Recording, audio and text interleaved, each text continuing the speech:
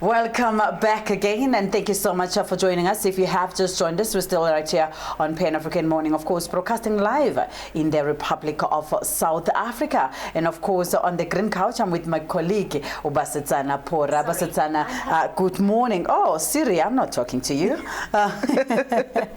SISANDA, good morning and warm welcome to Galaxy Universal Network. And of course, we have our guest on the phone now. But just before we can get into our guest on the phone now, let me just hand it over to you. Good morning, ma'am. How are you? Good morning to you, SISANDA, and good morning to the viewers at home. This is SISANDA Pora.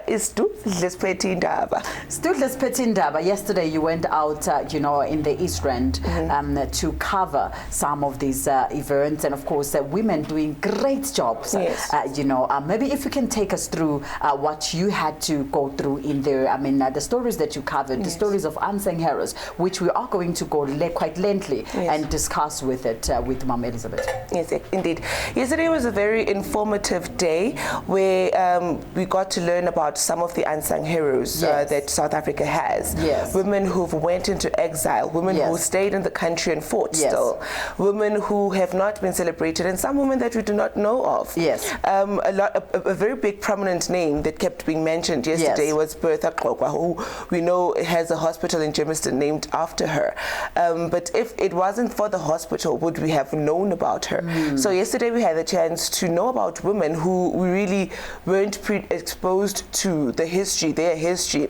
And some of the stories that we heard of was one of Umamkuki, who actually had what they call a greenhouse. It was back in the day where women who were being abused, children who were being abused, can run to her house and be protected and shielded. It was like an exile for women and children who were being abused. Wow. So hearing about such women and such acts that were done in the apartheid era, and looking at what is happening today in our country with the femicide and gender-based violence, one got to learn to say, wow, really there were women who were doing such things, and if we had those kind of women today and those kind of movements today, we wouldn't be seeing such a big scourge or such a drastic death and big cry from women and children. Now we are joined, of course, on the line by Mama Elizabeth Tabete, to give us more on this. Thank you so much. Mama Elizabeth, good morning and a warm welcome to Galaxy Universal Network. Good morning, and also good morning to the listeners. Thank you so much for joining us, ma'am. I understand SISANDA just gave us high-level information on the great work that you are doing. First and foremost, Galaxy Universal Network would like to congratulate you for taking such a great step, doing what most leaders, big leaders that have been in this space are not able to do, that to recognize unsung heroes, which is a lot of them that we don't know about, that fought for our freedom. And in our days, we only know such a handful of people that reportedly fought for our freedom. What was the drive behind this, making sure that you celebrate everybody else? I think, thank you very much, but I was invited by the MEC, who is deployed in Springs, as members of parliament and members of the provincial legislature. We get to be, if you are there, because I'm a former now from last year, 2019. Yes. You get to be allocated, though our electoral system is not an electoral based on that you must be nominated by a constituency only. It's a mixture. You nominate, but the governing party, which is the African National Congress, ANC, also does have the overall, list process. Yes. And thereafter, you are allocated a constituency where you work. I worked there before, I think for more than 80 or 10 years. Yes. In Springs. Now, the deployee is MEC Nomantu Ralehoku, who is there, Nkomo, who is there making sure that you can have problems that are looking at communities, giving them report back from the legislature and national parliament to say, this is what, we've got a piece of legislation that talks 1, 2, 3, and then she also has problems like the one that yesterday. Then she invited me as part of the, I worked with, a lot of these women, except the older ones like Abu Margaret Garso and Diana Maye. But the rest of those that were mentioned here, Abu Mason, Fele Moropa, as SISANDA was talking briefly about her, Neki Makubani, Madala, who's a former trade unionist. Most of them actually are former. I'm a former trade unionist, but most of them are former trade unionists. Who's the current deputy chief whip at the Gauteng legislature, was one of those that were on. So, to me, this is a good initiative. I mean, driven by them.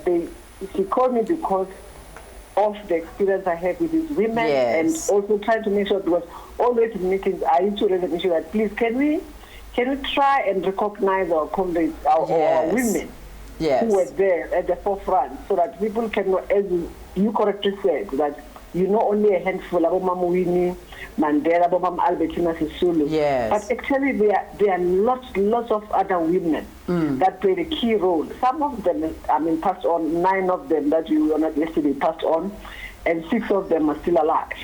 But is that I was talking to Bastown to say we must try to make sure that generations that come after us can know what happened before, and they'll be able to know what women, I mean, went through. Because remember, women were like triple oppressed. Men, yes, being African or black, whatever, but women, you know, black and also being a female. That way we were oppressed, and I mean, within those laws. So it was difficult, I think, during that time. But we've got such formidable women who took on this struggle and make sure that they can contribute. So honoring them or recognizing them is quite a good thing, so that the younger ones who are coming after, like SISANDA and others, can know what happened before, who did what, where, and all that. So this one from Guatemala played a key role in making sure that as they looked even after young children who were escaping through the country, going to get training outside, they were facilitating all those things under difficult conditions under apartheid system. Yes. So it is to me it was a good day yesterday that they invited me there. Has been relevant to all those people who were there, who were honored, but also to tell a story about the struggle of women in South Africa and what they do, and what they've done. Yes. Are we expecting, to have more heroines, of course, being celebrated across South Africa? Because we know that even the ones that you celebrated yesterday, these are not just the only ones. There is a whole lot more of those, especially women, that were, left out in terms of recognition. I mean, there are still other family members that up to this day, they are crying to say some of their family members, they went missing, and the government is not doing anything to still try and find them, as they were in a fight against the apartheid regime.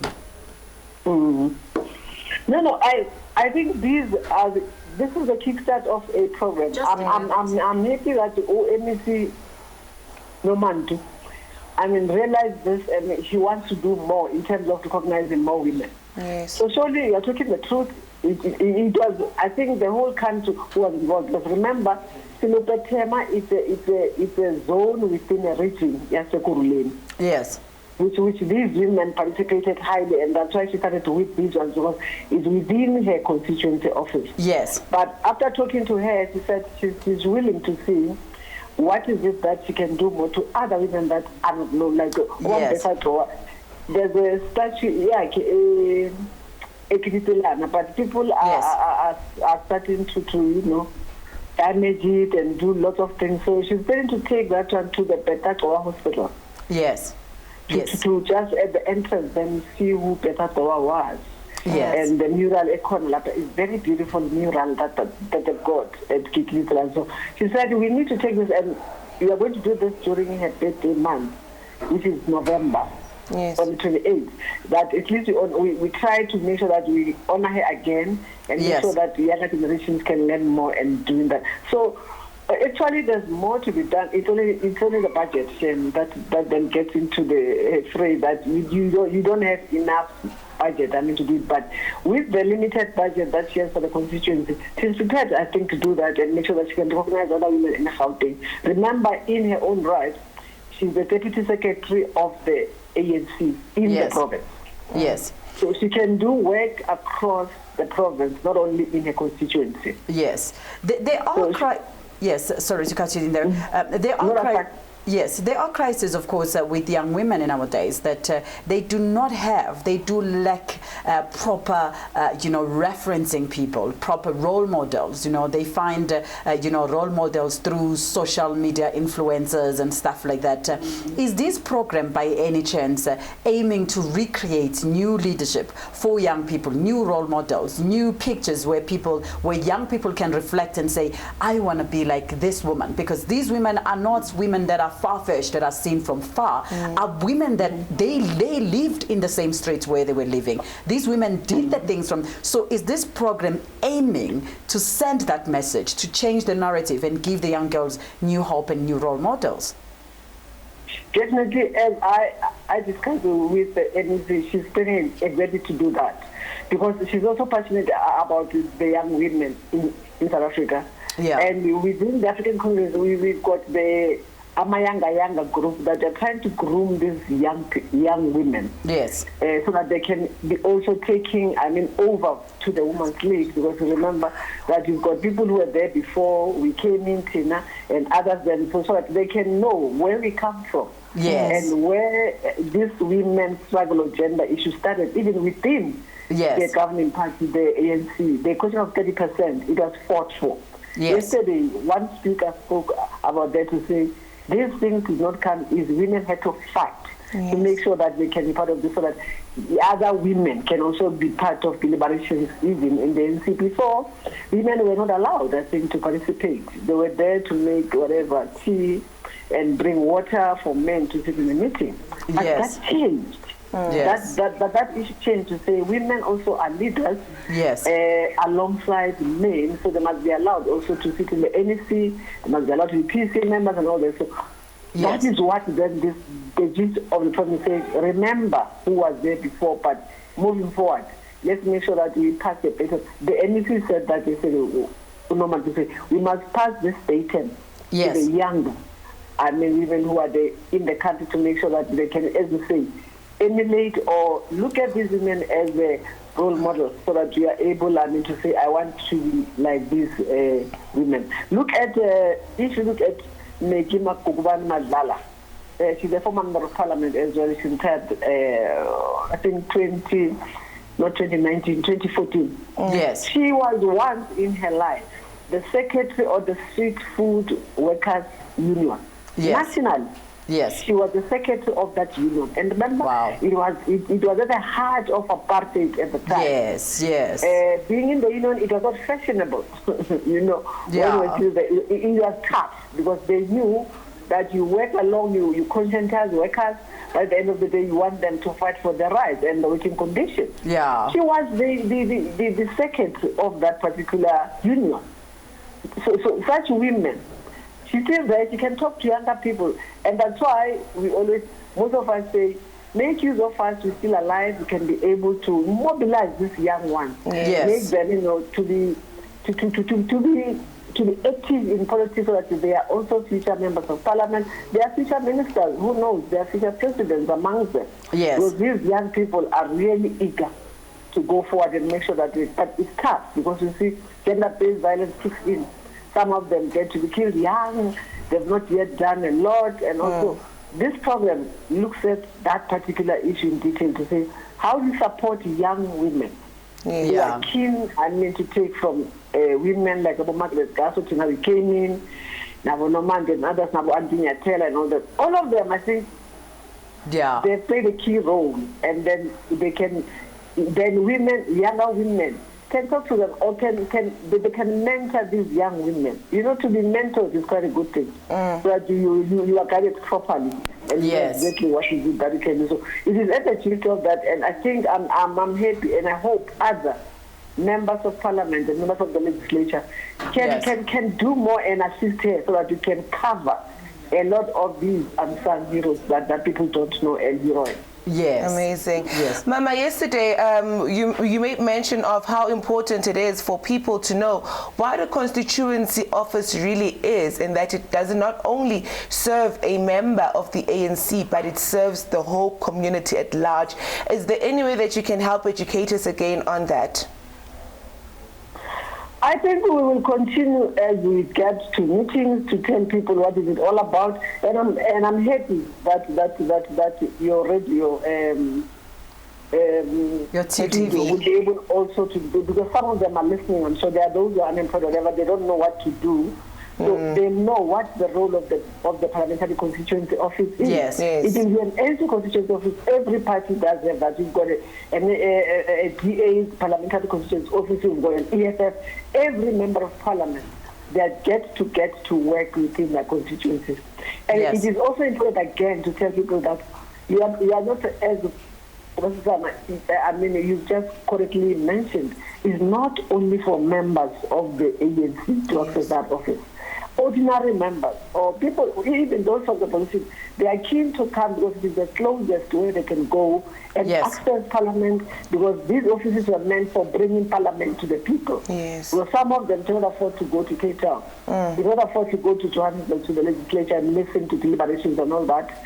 But there's a closer office next to them that can assist them with lots of things. I mean, information, it can be ID, it can be what, it can be legislation, it can be research for younger people. Yes. You find young people, they want to get research on some legislation issues. They don't know where to go. You go to our library, some of them don't have this information. The constituency office, it is an office that is there to make sure that they can go to, and if they've got grievances, they can raise them. Then the constituency office can take it to the next level, either to a mayor or to a MPL or MEC, like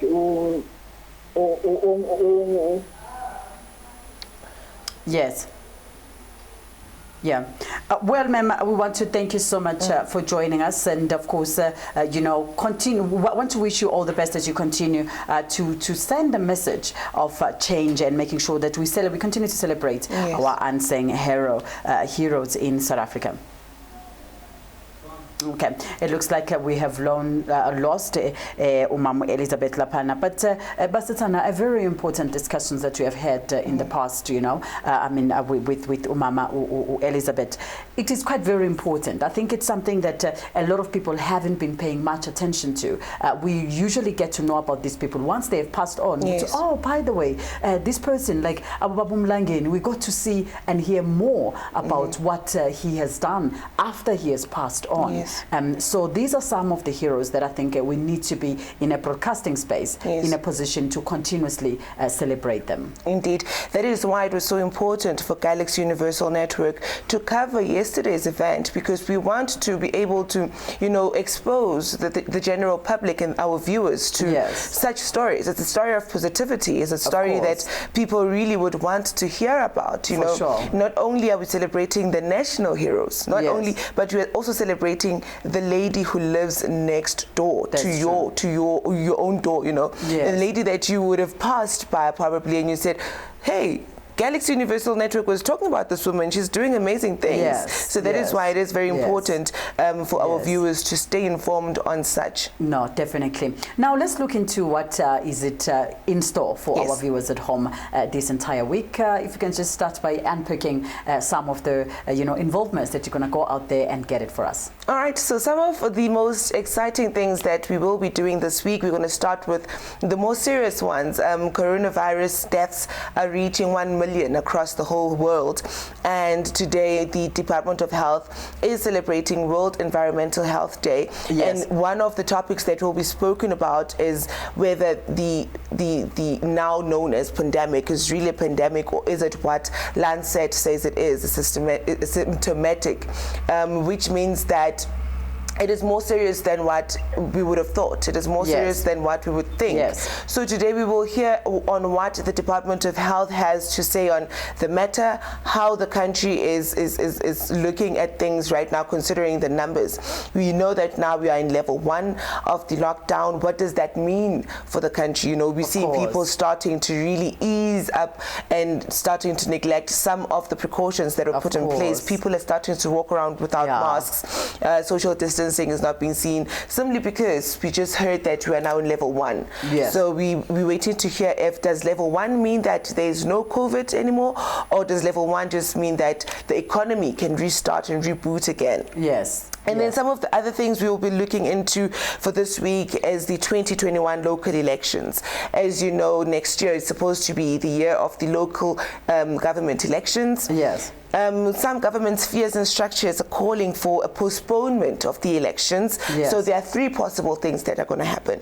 It's either the elections are going to be postponed to 2024 and be combined with the national elections for the year rather, or the elections are going to continue next year, but then the window or period for them will be between August and November. So caucus will go in and talk on what will be the best suitable way to move forward in regards to the elections. Yes, Another thing that is also going to be looked at is that the TERS relief fund for the period between August as well as 15 August and 16 September will be opened on the 1st of October, this coming Thursday. The Department of Health has also said that there's around about 60,000 bank account details that they have not verified that are of employers and employees.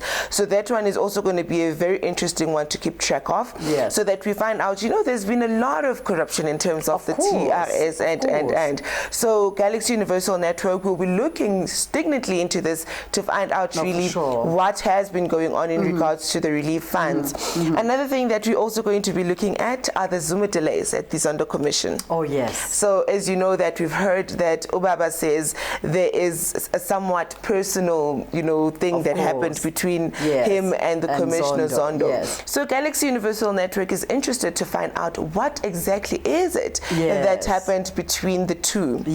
And another thing that is happening, SISANDA, is the unemployment rate in South Africa has been scary, even before the pandemic.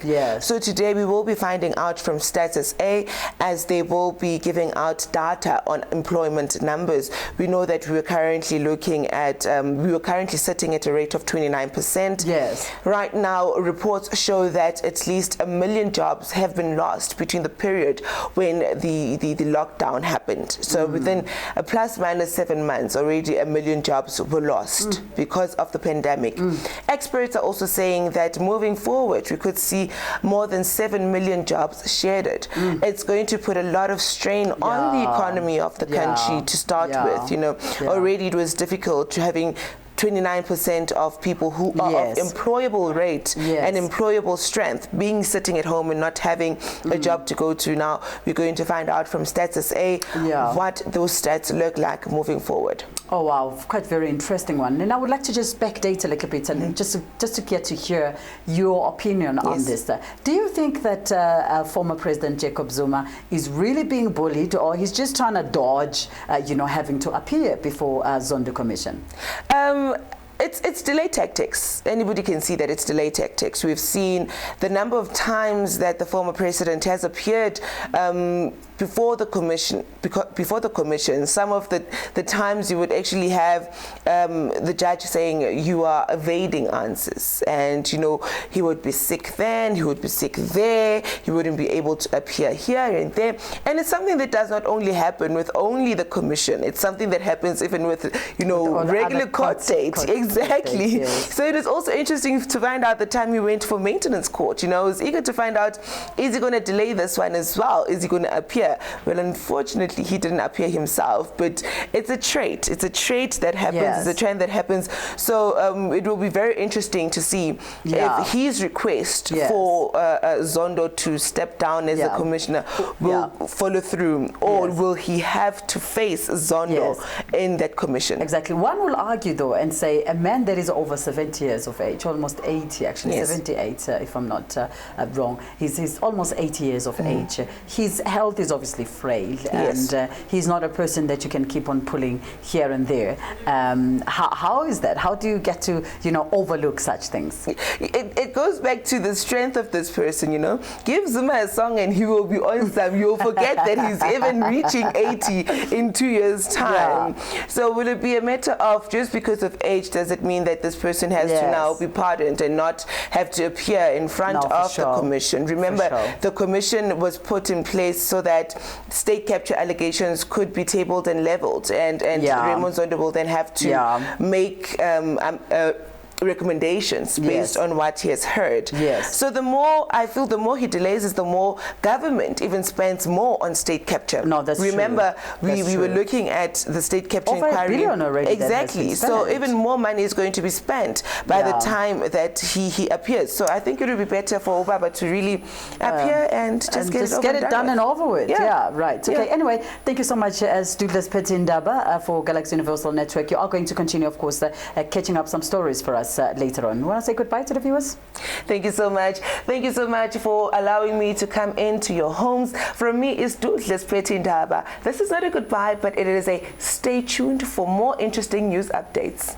You know, I'm still having to put the pause because it's not just it's Douglas Petindaba. Yes. It's Douglas Petindaba. I'm going to have to learn how to do that. Of course, it has arrived. We have arrived to the end of today's news bulletin. It's been a great one from us as well. Since 6 o'clock, you've been sitting with us. I would like to thank everybody. We want to thank our viewers. We want to thank our crew, and of course, thank our coordinator and of course our reporter here, Basetsana Pora, for being with us, continuing to give us the news updates. As you said, it's not a goodbye. Please do continue to tune in on our news bulletin as we continue going to give you the news updates from now until late at night. So please do stay with us right here on Galaxy Universal Network, channel 500 on StarSat. And this was Pan-African Morning, of course. SISANDA ngingosisanda nomusa kwaQWABE-COUTAUD intombazane yaphansi komhlaba yalingana mfule ngophuza ngiphuzukelekele inkomo zakithi ngashiya zidla phansi emahlathini asekubandeni kanti ke zona ziphuze ebhudlweni umfulo ohamba ngeslow motion kwesikwazibi isigodi kwangwanase mhlabi yalingana kwesenkosi uMabhudu ngilibiza kancane nje uTembe le phansi emathongeni kulambuya khona ke. Until next time, Africa. Until next time, goodbye. Bye yo.